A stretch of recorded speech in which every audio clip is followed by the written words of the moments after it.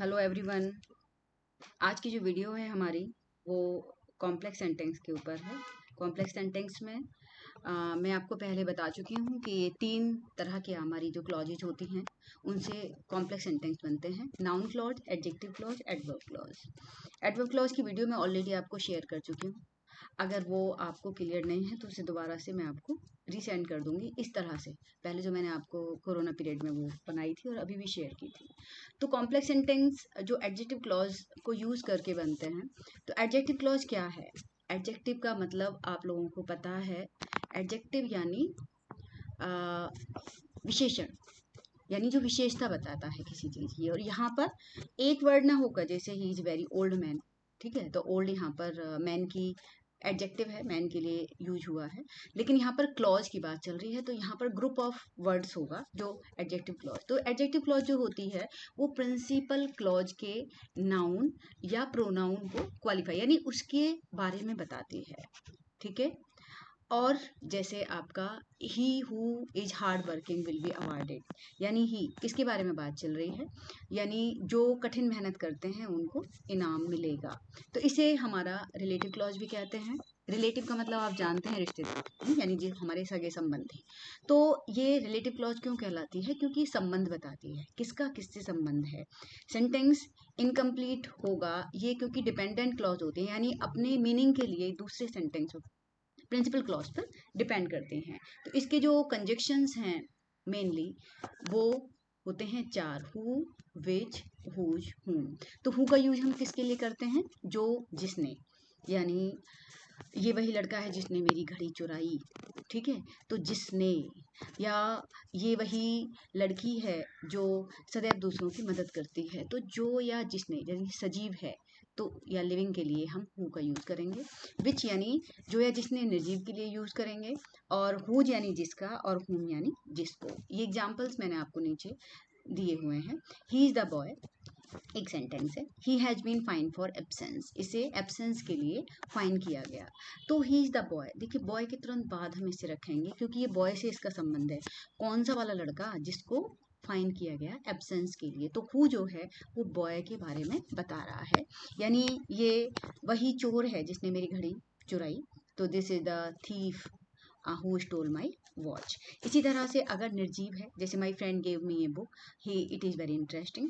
तो ये जो इट वर्ड है वो किसके बारे में बात कर, ये जो नेक्स्ट सेंटेंस है हमारा, ये किसके बारे में बात कर रहा है? बुक के बारे में। बुक इंटरेस्टिंग है, इंटरेस्टिंग है। तो आप ये देखें कि ये जो जो मीनिंग निकलता है इसका, यानी मेरी फ्रेंड ने मुझे एक किताब दी जो बहुत इंटरेस्टिंग है, तो हम क्या यूज़ करेंगे? क्योंकि नॉन लिविंग थिंग है, हम लगाएंगे विच। ऐसे ही नेक्स्ट सेंटेंस आप देखेंगे, I caught thief, police freed him, मैंने एक चोर को पकड़ा, पुलिस ने उसे फ्री कर दिया। तो पुलिस ने कौन से वाले चोर को फ्री कर दिया? जिसको मैंने पकड़वाया या मैंने पकड़ा, ठीक है। थीफ के तुरंत बाद ही हम इसे रख देंगे, यानी जिसको। इसी तरह से हुज क्या है? आपको मैंने जो प्रोनाउन बताए थे, प्रोनाउन में हुज यानी किसका, यानी जिसका। तो ये आपका पजेसिव केस है जो संबंध बताता है। तो the boy got a prize, his essay was the best. तो कौन से वाले लड़के को प्राइज मिला? The boy. देखिए बॉय के तुरंत बाद आप हुज रखेंगे क्योंकि जिसका एसे बेस्ट था उसे प्राइज मिला। तो मेन जो कंजक्शंस होते हैं हु, विच, हुज, हुम होते हैं। लेकिन अगर आपका प्लेस आ जाए, ठीक है, प्लेस इंडिकेट कर रहा है भाई कहाँ, कोई जगह है तो हम वेयर लगाएंगे। टाइम कब आएंगे तो वैन लगाएंगे। और कोई रीजन है भाई क्यों ये काम हो रहा है तो हम वाई का यूज भी करेंगे। लेकिन ये वर्ड यहाँ पर आपको मिलेंगे। जैसे एग्जांपल देखेंगे, I work in an office, this is the office. तो कौन सी वाली ऑफिस है? वो जहाँ पर मैं काम करता हूँ। देखिए this is the office, office place है, तो this is the office where I work. तो वेयर यहाँ पर क्या हो गया? आपका कंजक्शन हो गया।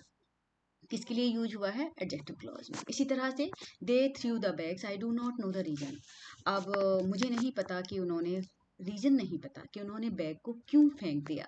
रीजन है तो वाई लगाएंगे आप। इसी तरह से आपका टाइम है, जैसे the train is about to come, I do not know the time. Train आने वाली होगी, मुझे टाइम नहीं पता है, I do not know the time when the train will come. तो उसके लिए हम व्हेन लगाएंगे, यानी टाइम के लिए अगर टाइम आ रहा है तो आप व्हेन लगाएंगे। 2 सिंटेक्स के रूल हैं जो इसमें भी यूज होते हैं आपके, जैसे सच के साथ आप एज लगाते हैं और सेम के साथ आप दैट लगाते हैं। जैसे some student waste their time, avoid them. कुछ लड़के अपना टाइम वेस्ट करते हैं, उन्हें आप अवॉइड करिए। तो अवॉइड सच स्टूडेंट, तो हु नहीं लगाएंगे यहाँ पे स्टूडेंट के लिए, आप एज लगाएंगे क्योंकि सच के साथ एज का यूज होता है। ये आपको सिंटेक्स में भी इसी तरह से आएगा, avoid such student who waste their time. तो यहाँ पर मिस्टेक क्या है, मिस्टेक है कि सच के साथ हु नहीं आता, एज आता है। ऐसे ही दूसरा एग्जाम्पल देखेंगे, I bought this house 4 years ago, this is the same house.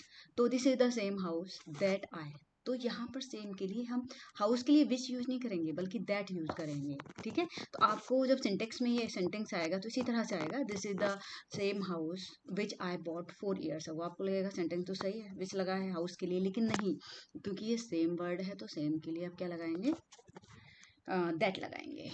तो ये आपका एडजेक्टिव क्लॉज है। आप इसके और सेंटेंसेस करेंगे, जितने बनाएंगे उतने ही आपको और रूल्स क्लियर होते चले जाएंगे। तो ये आपकी जो एडजेक्टिव क्लॉज मैंने आपको आज बताई है, इसकी एक्सरसाइज मैं आपको शेयर कर दूंगी, आप इसे करेंगे।